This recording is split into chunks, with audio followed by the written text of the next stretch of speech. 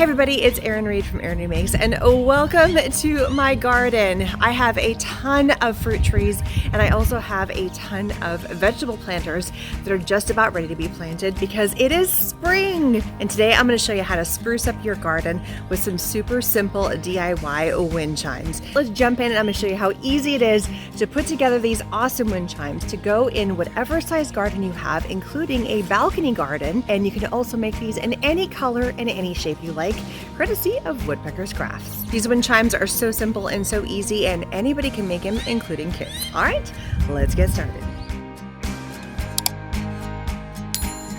All right, to make our wind chimes, we are going to start off with the awesome wood shapes from Woodpeckers. We're going to play with the butterfly to begin with. There are a ton of shapes that you can pick from. Check out their website. The link is down below with all the other links to supplies we're using today. And there are some amazing shapes, including penguins, squirrels, rainbows, unicorns, you name it, they probably have it. This family-owned business makes all of their own shapes in-house in the United States, and you can check out their website for all their amazing products, which includes balls, blocks, beads, craft sticks, cutouts, dowels and furniture parts, hardware, toy and game parts, turnings, and so much more. You can check out their website for a ton of inspiration, and you can also sign up for their newsletter because they come out with 8 new products a month and you want to know what they are because they are absolutely amazing. Use coupon code Erin for a % off your total purchase at Woodpecker's Crafts. A link is down in the information section. So the first step is we're going to add some paint to our wood shape, which for this one is the butterfly. I'm gonna start off painting this beautiful butterfly. I love the thickness of this, and we're gonna do it in a pretty peach color. This one is actually called Fire Coral, and we're gonna pair it with Aqua Sky. I love these colors together, that look so pretty. But first, base coat both sides of the butterfly. I like to just squirt on the paint and then start filling it in instead of having, a paint palette off the side, because I'm only using one color. It's really easy just to apply the paint directly to the wood piece and then paint it in. So keep on painting and get everything covered, both front and back, including the little sides right here. We don't want to leave anything that is not painted. We want it full coverage. And if you feel like if you pick a light colored paint, like a yellow or something, that you need to do an extra coat, by all means, go for it. So the butterfly is completely dry on both sides, and look how pretty it looks. Next, we're going to stencil it. So I'm just going to place my stencil on half of the butterfly because it doesn't quite fit. I'm just going to place a little bit of tape. And next, I'm going to get my paint palettes, and I'm going to use our beautiful Aqua Sky paint. I apply the paint in here because we're going to use a stencil brush, and I want to be able to tap off the excess. I could have put it in one of the little things, but you can just tap off the excess, and then all you do is you come in, make sure your stencil's nice and flat, and just tap. You don't want to overly do it. You want to be able to add the paint on. Whenever I do these, I like to have contrasting colors. Definitely, I wouldn't do 2 tones too very close because you wouldn't see it unless that is a look that you're going for. But I really wanted to use super big contrasting colors and just have a lot of fun with it.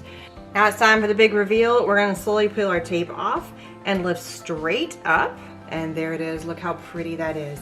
You can see both colors beautifully. Now, before I do the other side, I need to let this side completely dry, otherwise I'm gonna smudge and smear it.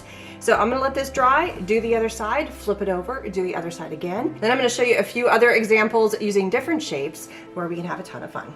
So the dolphin is fully dried. I just love this one. It is done in a teal, and this time we're gonna use another stencil. And again, I'm gonna angle it so I can actually get the entire thing. I can just fit it. There we go. You see, it just fits the entire thing. Again, I'm gonna tape it down.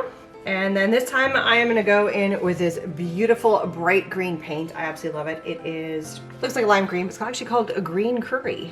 So I'm gonna come in and I'm gonna do the dabbing thing again. Because I was able to fit the stencil the entire way over the dolphin, I only have to do one application of this. All right, so now for the fun part, the big reveal. Are we ready? Are we ready? Here we go. And ta-da, I love that, and it's just so pretty.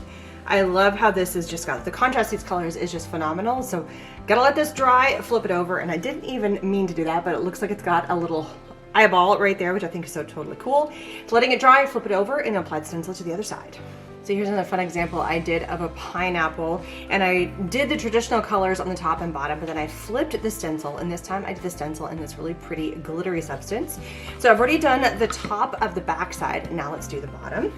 So each side is left to dry on their own. Now we're gonna place the bottom, and we're gonna do it on a fun diagonal like I did on the other side. So I just kind of repeat the same thing each time. Go ahead and tape down my stencil again. And I'm gonna apply this diamond eye zinc. This stuff is so pretty. It's like glitter paste, but it works so well with stencils. I'm gonna place a big blob kind of in a few of the big circles. There we go. We're going to spread it with a palette spreader. This one's actually like a little bit of a silicone spreader, so it just makes life really easy. And I'm gonna be careful not to get anywhere up into the green. If it gets a little bit overlap, no big deal. Hold my stencil with my hand because my tape is not wanting to stick to my desk. That's okay. And just spread it along. So I'm gonna keep on spraying this until I've covered in all of the spaces going all around, and then we're gonna clean up the edges. Time for the big reveal. Remember, lift straight up. So I'm gonna start with the tape and then just lift up. And look how pretty that is. Now I have some excess that is kind of ooped off the side here, so it's not a clean edge. So all I'm gonna do is I'm gonna put my thumb here and I'm gonna use my finger and just kind of clean up. Do it before it dries, otherwise you're gonna have a really hard time cleaning this up after the fact. The glitter paste dries no problem, and it is water resistant. You could even throw it in the wash if you put it on clothing. So this is gonna hold up to the elements no problem. Time to let this dry, and I'm gonna show you a few more other examples. So here's another fun shape. I did the penguin in a bright, pretty yellow. Just fits if I put it on a diagonal, and I love the diagonal look of the stencil. And again, we're gonna use the glitter paint. This one is in a really pretty kind of like fun pink color. So I'm gonna go ahead and apply the glitter paint kind of all over the place. So apply some, I can always add more later. Use my spatula brush. Big reveal time. Look how pretty that looks. Just gotta clean up the edges and let it dry, and then do the other side. So even my daughter got into it, and she painted the unicorn with a rainbow, and now she's going to stencil it with the silver glitter paint. So let's get started.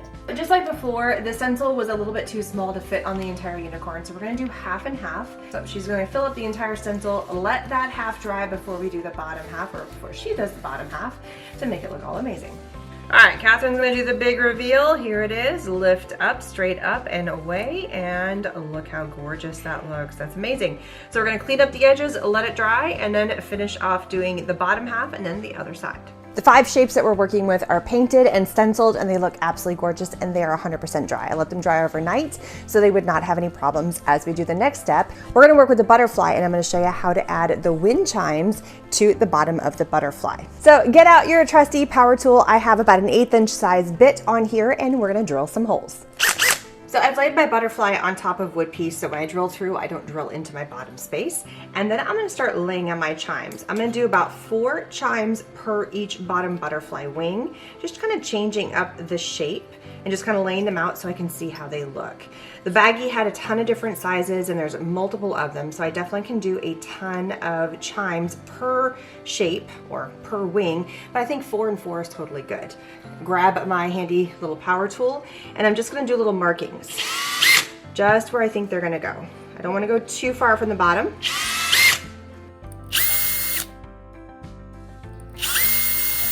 I've marked where each of the holes is going to be drilled, about 1/4 of an inch from the bottom of the butterfly wing. Now it's time to drill the holes fully through to make a clean hole, and I'm also going to drill one at the very top. Now the holes for my butterfly are drilled. I'm going to drill the holes for all the rest of the shapes. So just take a piece of twine and pop it through the top, and using a little pokey tool to make sure that it fits through, tie a knot on the top, and it is all good to go. So I'm using the fishing line that came in the wind chime kit, and I'm passing it through the bottom hole that I've drilled, passing it then through the wind chime, and then tying it up with just a couple of square knots on the top, and then trimming off the excess.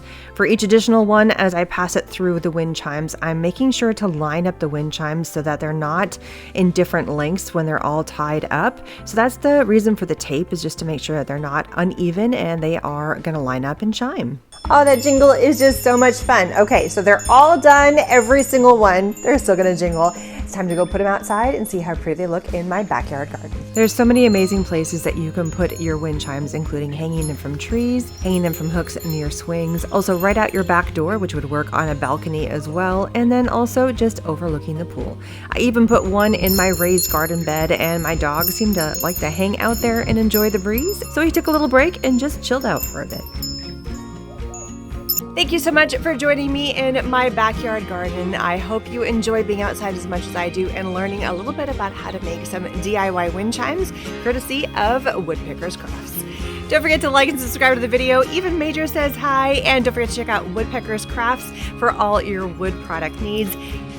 Apparently he needs to have a little sip of water in my pool right now. It's all good. Don't forget to like and subscribe, and I will see you guys later. Don't forget to just create. Bye-bye for now.